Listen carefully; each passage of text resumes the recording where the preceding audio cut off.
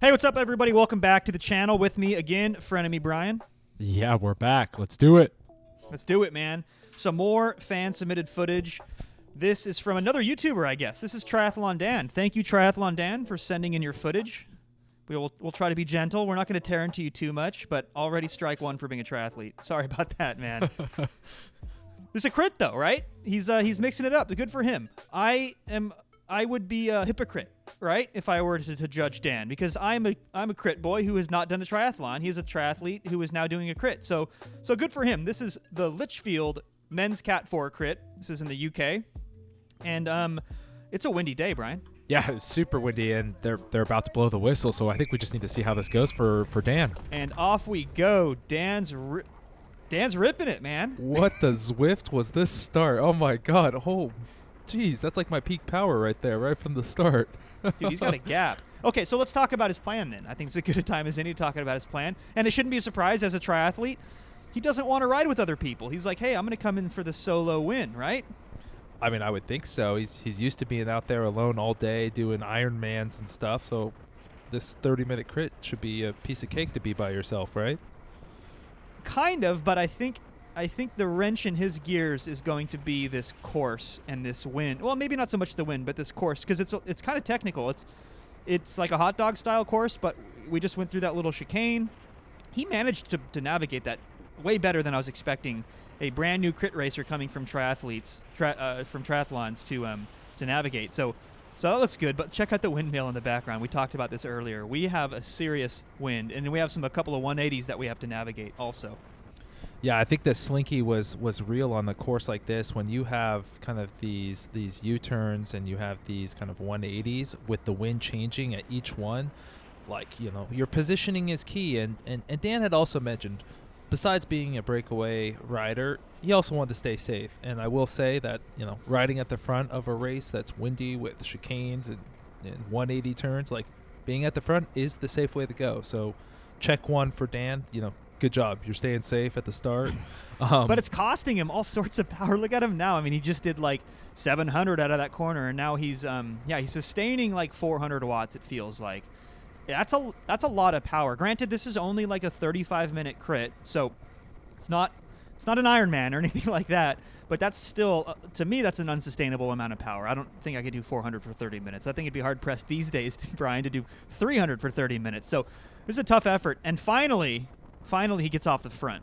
Well, he's not off the front, but he's drifted at least back one position, which is probably as far back as we're going to see him drift in this, in this race. A little bit of a spoiler. Dan's not going to fall further back than like second position for quite some time here. So, again, he sits back for 30 seconds and he's going to go right back to the front, because if it's not fast enough for Dan, and then you might as well make it even harder. Harder for yourself, harder for the riders behind. But, when you start a race this hot and hard, like, even if you're capable of riding Ironmans, and I think this is, really good challenge between kind of the anaerobic riders like Jeff and someone like Dan, who's a triathlete, when you only have a few sprints that you're capable of doing, you want to keep those in your back pocket. You don't want to be doing like 900 watts off the start. You don't want to be doing these really big power pulls at the front of the pack when you're cold, when you're not warmed up, and when you haven't quite found that rhythm.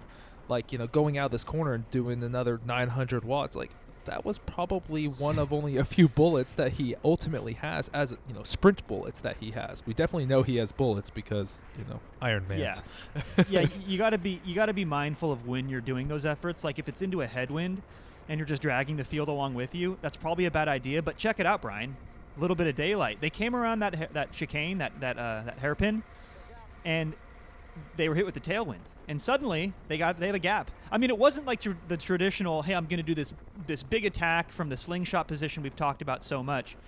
It was from the front of the race, a testament to Dan's strength. He dragged along one rider with him, but I fear that Dan has just been smashing so hard on the front, this other guy's going to be tired. Yeah, he's not only that, he's going to be tired, and it was kind of funny because I think Dan is just above everyone else. In his notes, he just said, in his notes, he was funny. He's like, the other rider wasn't going hard enough, and it was like after one pull, Dan was like, "That's not good enough for me. I'm just gonna send it at 600 watts and go solo because YOLO." Maybe a bit short-sighted though, because here's my thought, and again, this is coming from a sprinter, so my opinion might be a little bit different. My ideal situation might be a bit different than Dan's. I would want somebody with me. Like, this is a long ways to go by yourself. To almost 20 kilometers to go by yourself.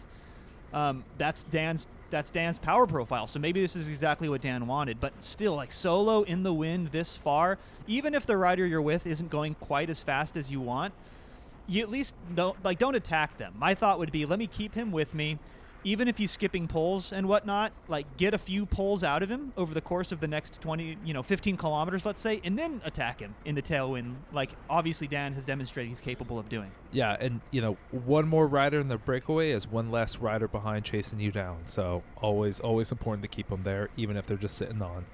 Yeah, good point. So anyway, this it's going to look like this for a long time. Let's fast forward a little bit.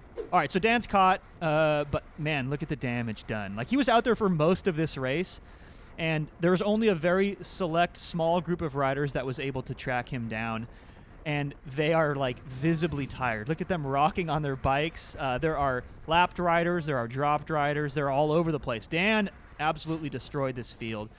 And my first thought is, okay, awesome. Dan's back in the field. Now he gets to rest, sit in the draft. But this is just a symptom of a tired peloton, right, Brian? Yeah, a tired peloton on a tough course, and people start making stupid choices and lines because you're hypoxic and you're not quite thinking through, what's the right move to make. You're thinking, what's the easiest move in that moment?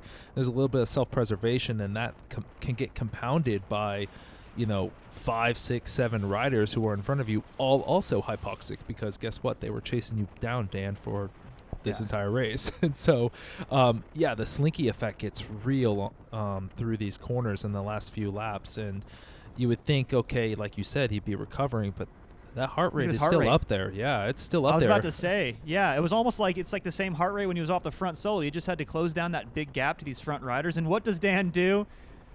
Like a true badass, he just gets right back to the front. He's like, God, I'm tired of messing with these other riders. And I think it's worth mentioning that was the first time in this entire race, inside of 3 laps to go, closing in on 2 laps to go, that he wasn't in first or second position on the road for this entire race. That's insane.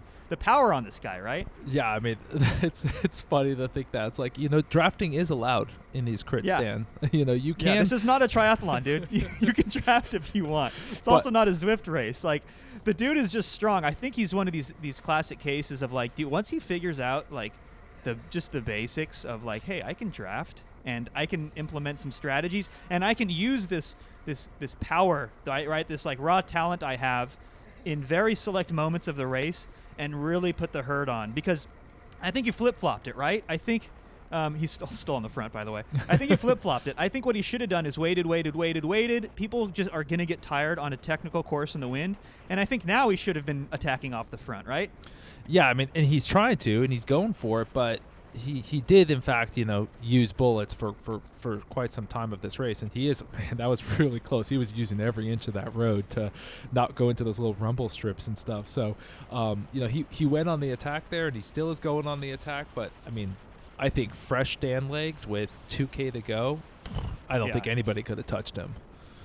Yeah, on a windy day like this, I mean, you choose the time to attack correctly, and by the way, the time I think to attack correctly would be out of this upcoming hairpin. And you don't have to do 1,200 watts to get a gap. Dan's already demonstrated that.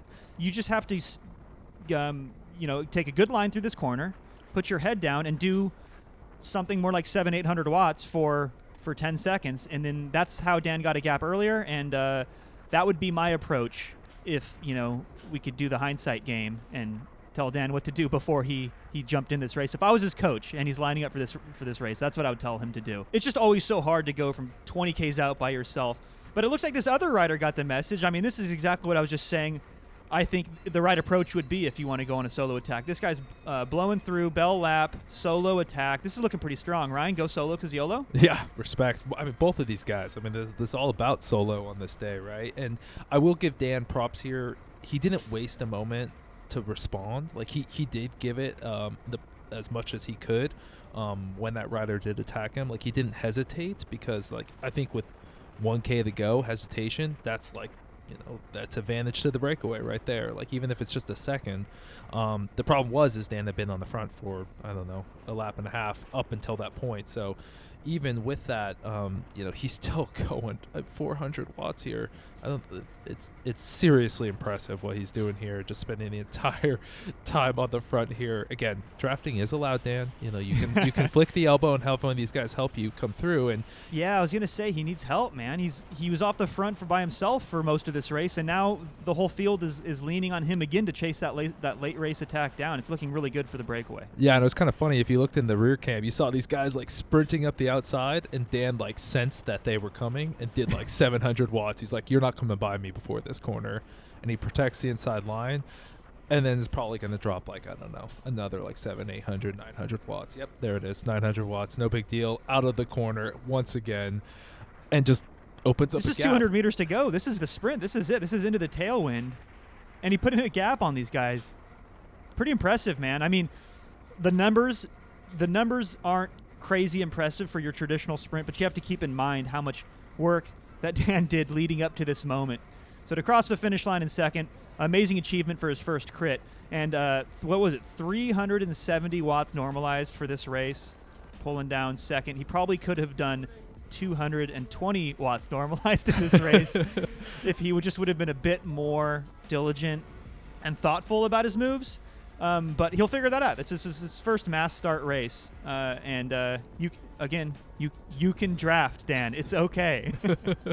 No, that was awesome. Thanks for sending it in, Dan. And yeah, looking forward to doing more of these. And again, if you have any content from this last year, again, we're queuing up for some more trainer rides this off season. So if you want to reflect on how 2022 went as you think into 2023, send us your footage, and we'll take a look at it and see if we can get it on the channel. There's a link down in the description. It takes like 5 minutes. It's super easy, you guys. Like Brian said, submit that footage. We'll talk it through. And as always, catch you guys in the next one.